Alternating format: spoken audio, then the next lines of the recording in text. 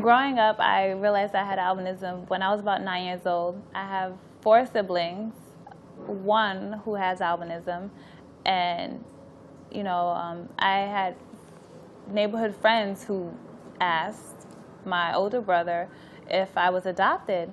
There were lots of times where I felt different, out of place, not welcomed by a lot of people because of the way I looked.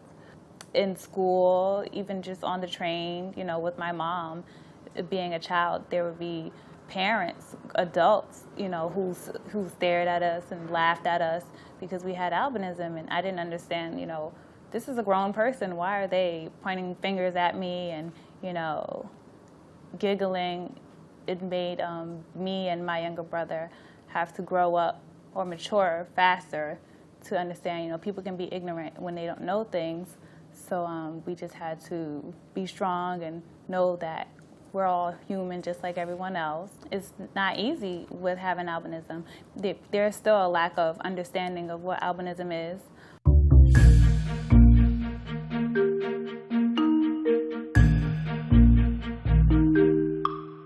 Even just in the modeling industry, we're looked at as something that's maybe extraterrestrial, it's an odd beauty, not just, like a regular beauty, whatever that is. So for me, that's challenging because when I initially started modeling, I just knew I was like, I want to be a model, and I'm going to be this beautiful model just like the rest of the models out of this world, which that can be fun and entertaining, but I don't think it should be a freak show. I just want to be a beautiful girl like anyone else. They don't really come as challenges to me because now I can say I'm confident in who I am. I know who I am as a person with albinism, as a woman. So that stuff doesn't bother me anymore. Think in your head. Right. Right. I would like to change.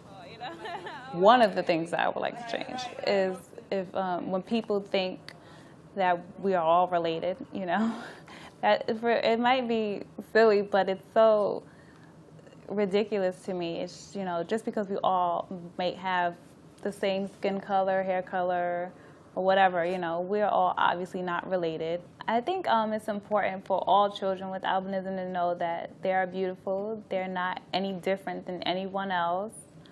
And I think it's also important for parents to instill that in their children as well, to make them feel comfortable in all situations, and and let the people around them know what albinism is, just to inform people on what it is and how it works, and that is not anything odd or weird, so that they can have an easier life. I always wanted to start something like this just because growing up I know that I would love to have had someone who's older around that had albinism, and I could, see how I was gonna look when I grew up, and, just to motivate me, and that would understand some of the things that I was going through and help me through them.